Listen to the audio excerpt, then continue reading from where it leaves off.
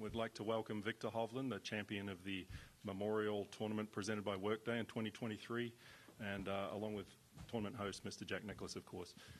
Viktor, we'll just get you started. That was an amazing finish, birdie at 17. That putt was obviously pretty important down the stretch, and then, you know, playoff hole was that was a big make right there. Just your thoughts on the back nine, particularly today. Yeah, had a nice start, was 1 under early after kind of relying on my putter in the beginning, and missed a short one on 7 and bogeyed 8 and 9, and I think I was maybe 4 back at that point, and I think I've been in that spot before where that kind of seems to be it for that tournament, but I was really proud of myself for fighting back, making a birdie on 10 and 11. Even though I made a bogey on 12, I didn't let that deter me, and birdie in 15 and 17 was it was awesome. I played 16, 17, 18, I think 2 under the whole week, and those holes are I think I'll have nightmares playing those holes in my head. Well, with the win, you moved to number 4 in the FedEx Cup. 17 today. That's awesome. You moved to number 4 in the FedEx Cup. It's your 4th title, but it is your first on mainland USA. How meaningful is it to win Mr. Nicklaus's tournament as your first in the mainland? Yeah, that's incredible. Obviously, I feel like I've won a decent amount of tournaments for only being a pro for 4 years. However, they've been at low-key places, resort courses, and abroad. So it feels really cool to get my first win on U.S. soil, and especially at a tournament like this where this week the golf course is arguably harder than most major championship golf courses we play, and the crowds were amazing out there. It felt like a major. So it was really cool that I was able to get it done at a place like this. And before we take questions, Mr. Nicklaus, just your thoughts on having Viktor as your champion this year. Well, we're delighted to see Viktor. You know, Viktor and Denny McCarthy both played very well, particularly coming down the stretch. Viktor just happened to be a little bit stronger there on the playoff hole. Both played well, but we're delighted to see Viktor win. He's I've watched him quite a bit. Viktor plays well within himself, and he's a smart player. This is going to be, you know, one of many wins that he's going to have as time goes on, and to have him as our champion at the Memorial Tournament, we couldn't be happier. Terrific. Okay, we'll take some questions. Raise your hand and we'll get you a microphone. We'll start with Doug. Viktor, when you make the birdie on 15 and you still have that leaderboard kind of in the back right portion, which I assume you saw, when you approach those closing 3 holes, are you thinking I need to pick up a stroke, or are you thinking I need to not drop one? In terms of staying patient and playing smart and all that stuff. Yeah, I think birdie 15, that got me to 6 under for the tournament, and then I saw that was tied with Scotty, and I thought 6 under could potentially have a chance, because those finishing holes are brutal. Obviously, you can make a birdie coming in, but it's just so easy to make a bogey. You can hit a decent shot, but if it catches a bad bounce or you cut it away from the pin and it just bounces firmly, you end up in a bunker. Now you got a brutal up and down, and it's just, you know, I got it done this time around, but usually if it would have been Thursday or Friday, you're just trying to kind of go through there unscathed, making par or even 1 over through that stretch is actually not that bad. So to come in and obviously birdie 17 and go 1 under that stretch was incredible. Go Cameron and then Ben. Viktor, I don't think you had worse at a bogey this week. And you spoke about sort of playing within yourself and not trying to go for too much. Do you think a couple years ago you might have gone for too much, and this kind of a tournament just wouldn't have worked out?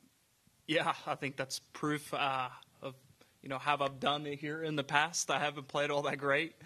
I've always seemed to, you know, play okay, make the cut, but then, you know, make a couple of birdies throughout the round, but I would always kind of short side myself, and then I didn't have the short game that I have right now. So when you do end up on the downslope and you need to be able to spin the ball or slow the ball down, I just couldn't do that. So it would be kind of a double whammy for me before. I would short side myself, and I didn't have any tools around the green to slow the ball down, and now I can't even keep the chip on the green, so you're just always grinding. But this week I told myself that when I'm out of position, just play for the fatter part of the green.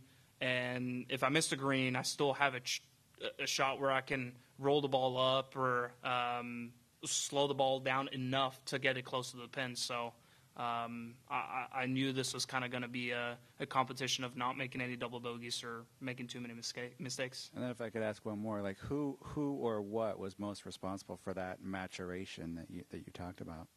Yeah, it's been great. My instructor, Joseph Mayo, has been awesome to have on the team. We started earlier this year.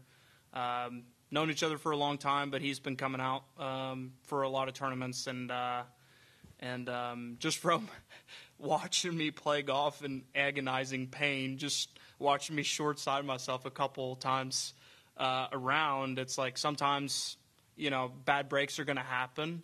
But when you watch it happen too many times or too often, he suggested basically, hey, I think our course management or our strategies is not very good. And that's when he reached out to Eduardo Molinari, who does my stats, and basically they just crunched some numbers and basically saw the stats kind of tell the same story. Just a little bit different strategy, and particularly pitching wedge to 8 irons is where I'm way more conservative, especially at a golf course like this when the greens become very firm and fast and you put the pins on the edges. You just can't afford to go for them. Don't look at me. I didn't put them. I feel like you had something to do with it, Jack. No, the tour put the pins. I never got involved in one pin placement this week. Not one. That's probably a good thing. It is a good thing. Yeah, the scores have been higher if I did. You finished that answer? Yeah. All right, we'll go to Ben and then Rob in front. Mike, if you could just, after the shot on 12, the second shot that all of us down here are very familiar with, could you just run us through the mindset to get past that and then obviously go on to win? Yeah, over the green there, it's quite a severe side slope. And I had a pretty nice lie, and I just tried to get a little too cute. It was a very similar shot to that I had on 18 on Saturday where I hit it over the green, and you don't really have too much. It's possible to get it close, but you have to absolutely hit it perfect. And when it's sitting in that kind of rough, sometimes they come out a little bit more dead than you expect it to. And unfortunately, it happened at that moment. I should have probably just taken my medicine and assured that it landed on the green, and I would have given myself maybe a 10-footer up the hill, worst case. When you hit shots like that, that's how you make double bogeys around here. Luckily, I hit a nice chip shot after that and made an easy 4 at least. Obviously not what you're looking for, but could have been worse. Is it easy to, I guess, get out of here quick and just move on to the next shot? Yeah, it's just that's kind of it. I think it would have bothered me more before. I feel like I have, now that I'm playing better, I've relied on my putter this week, and even if I'm out of position, I know that I have a short game, so when I hit bad shots, it doesn't bother me as much. Whereas before, it was like, okay, I just wasted a shot that I couldn't afford to waste. That just kind of changes the mindset a little bit. We'll go Rob and then Dave at the back. Victor, you've been playing really well, especially in the majors, knocking on the door but just coming up a little close. Is that a fine line between being frustrated in that sense and yet being very confident that you are close? And when you were down 4 today, what's going through your head there? Here we go again, or you were freed up a little bit?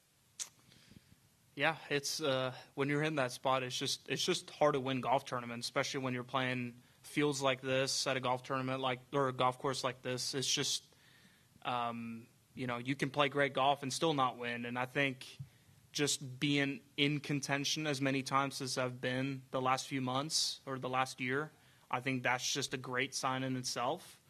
Obviously, I would have liked to finish off a few more tournaments, but PGA was a great step in the right direction. I didn't really feel like I backed down that Sunday.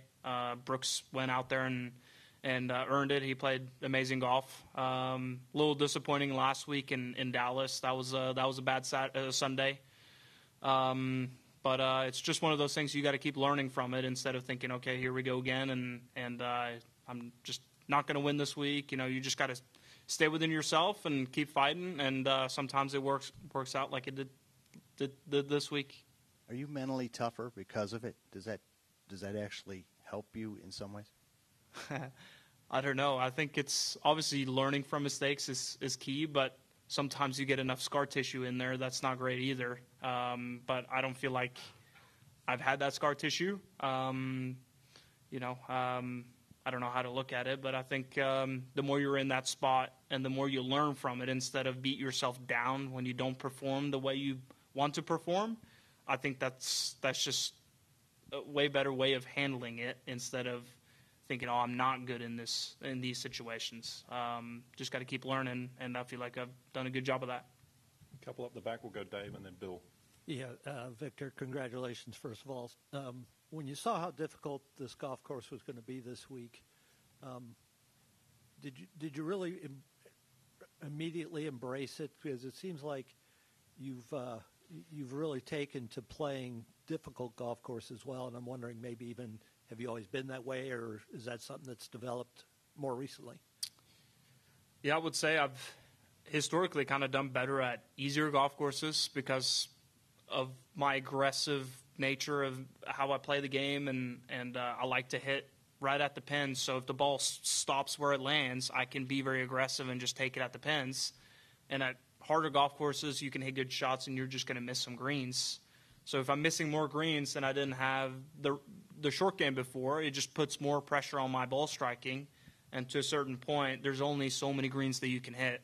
I feel like maybe this week I hit about 10, 11, 12 greens every single day, and didn't hit it bad by any means. I hit it fine, but if you don't have a short game to kind of get you through those holes that you're missing greens on, then you just don't have a chance. But I feel like now with my good ball striking and a short game that I can rely on, I feel like these hard golf courses should suit me a lot better than they have in the past. Go ahead, Bill. Victor, what's the mindset when you're chasing somebody who you know is so good with the putter as Denny is, and just anything you might want to say about him and that playoff? Yeah, obviously I haven't played with Denny too much, but I know he's notorious for having an incredible short game, and that usually lends itself pretty well around places like this.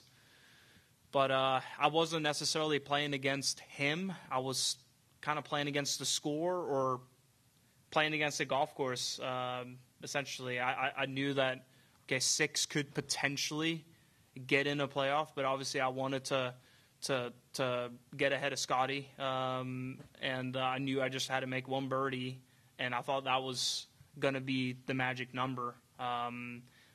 Being at 7 under and playing 18, I didn't really want to get too aggressive on 18 and then potentially make a bogey and kind of give it away to Denny. So it was more that I was just playing against the score and just trying to make a par on 18. Okay. One more? 2 more? Doug, go ahead. I had a couple. For Victor, which was the tougher putt on 18, regulation or the playoff? I was shaking more in regulation, that's for sure. The one in the playoff, obviously knowing that Denny's missed his, and it's basically a free roll. If I make it, I win. If not, we still got a chance. So that was a little bit easier, and it was more kind of up the hill, a little straighter. Whereas the one on in regulation, even though it was a couple feet shorter, there was a little bit more break, and I had to hit it so softly.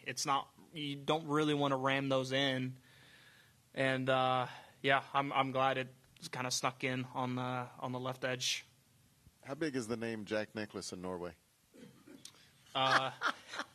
Not to break your ego, but I don't think there's too many people that know about you.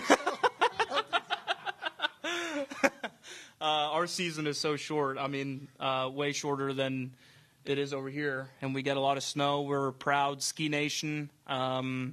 Most people in the summer, they play soccer. And yeah, so not a whole lot of golf, but I feel like the last few years it's really ramped up, and I feel like more people are getting introduced to the great game of golf, and I think that's a great thing. It's a good thing.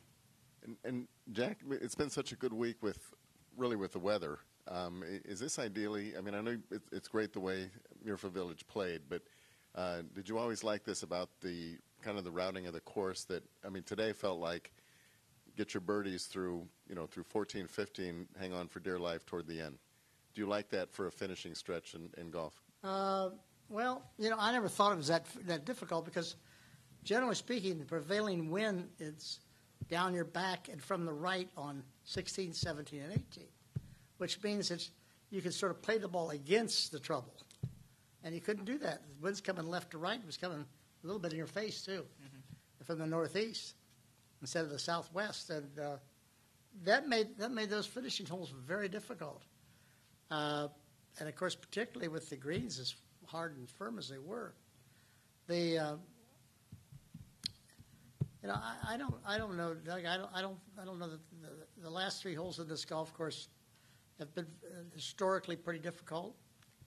The 14 and 15, well, even 13, have all been looked at as pretty reasonable chances at birdie. So you better store up while you get through there because you got a little bit of a maybe give back in the last couple of holes. And I mean, Victor finished up 3-3-4. Not many guys finished. As a matter of fact, he was the only guy to birdie 17 today, and I don't think anybody birdied 18, if I'm not mistaken. And so I don't know why 18 was not a difficult pin position. I mean, that's our standard. We usually have a lot of birdies on 18, but there wasn't any there today, and at least that's what I was told. I don't really know how to answer your question. I'd like to see. I don't like to see it be brutally difficult. We'll adjust 16 next year. I'll do some things on that that'll make it a more forgiving hole. When you've got only 25% of the guys hitting the green, which is what it was on Saturday, that's not enough. 12, it was about 50%, and that's not too bad. You play a good shot, you're going to play some shots into one of the bunkers, and you're going to miss that green occasionally. But 16 is a much bigger green. It just doesn't play that big. And, I don't know why 17 played so difficult, but, it's not a huge green, that's for sure. But I will go through the golf course. I'm not going to. 18 doesn't need to be taken. 18 is fine. And I might want to fiddle just a little bit with 17. I don't know what it would be. Maybe just coming over that bunker on the right, it might pitch away from me a little bit. I might want to soften that to make the green play a little bit larger. But also the little things. I'm a tinkerer, as you know, and I like to improve things.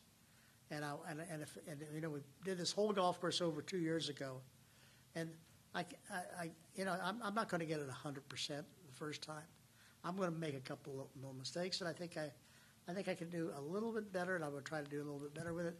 But I love the way the course played this week. Maybe a little faster than it probably should have played. I don't think we'll ever find another week like this, where we haven't had rain here for 2.5 weeks. Yeah. I mean, we don't ever have that. I mean, I walked out on the 18th green tonight and walked out there with Victor. I said, "This is what you guys putted on?"